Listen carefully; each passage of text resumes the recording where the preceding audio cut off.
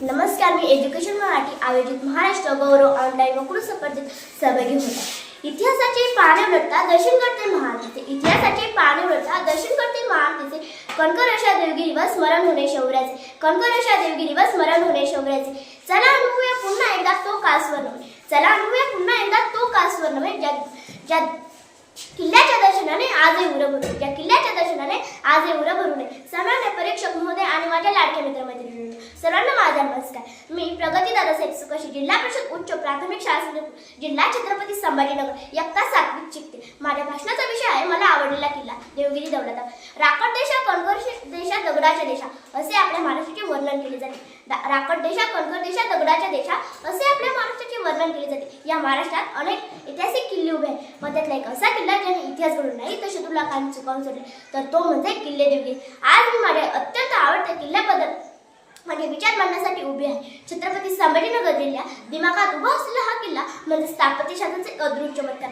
हा किल्ला 12व्या शतकात यादव राजा भिल्ल पाचवा यांनी या किल्ल्याची निर्मिती केली। हे केवळ एक लष्करी ठाणे नव्हते, तर ती यादवची संपन्न राजधानी होती। देवगिरीचे सर्वात मोठे वैशिष्ट्य म्हणजे त्याची अभेद्यता। हा किल्ला जिंकणे शत्रूला कधीच सोपे नव्हते। याचे कारण म्हणजे या किल्ल्याची संरक्षण यंत्रणा।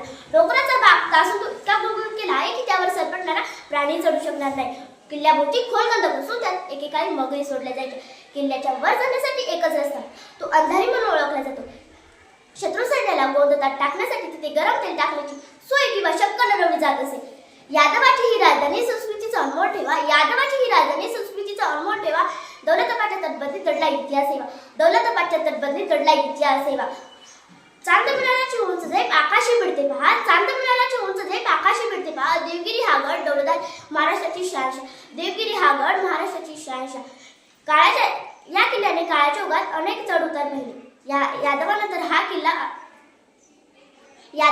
हा किल्ला खिलजी तुघलक आणि मुघलांच्या ताब्यात गेला। महम्मद बिन तुघलकाने तर आपली राजधानी दिल्लीहून हलवली आणि याचे नाव दौलताबाद ठेवले गेले। हा किल्ला आजही त्या ऐतिहासिक घडामोडीचा जिवंत साक्षीदार आहे।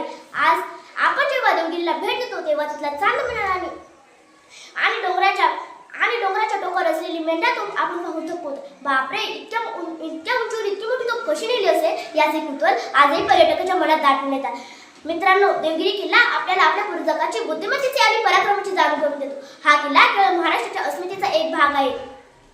अशा या महान किल्ल्याचे जतन करणे आणि पुढच्या पिढीपर्यंत पोहोचवणे हे आपले कर्तव्य आहे। जाता जाता एवढेसे म्हणावेसे वाटते, तासून काढला डोंगर सारा शत्रूही बघून थकले, तासून काढला डोंगर सारा शत्रूही बघून थकले। अभेद्य अशा देवगिरी पुढे दिल्लीचे तख्तही झुकले, अभेद्य अशा देवगिरी पुढे दिल्लीचे तख्तही झुकले। काळ्यापासून साक्षी देई इथल्या अपाट शौर्याची, काळ्यापासून साक्षी देई इथल्या अपाट शौर्याची। कथा सांगती अंधारी यादवाच्या पराक्रमाची, कथा सांगती अंधारी यादवाच्या पराक्रमाची। एवढे बोलून मी माझी भाषण संपवते। जय हिंद।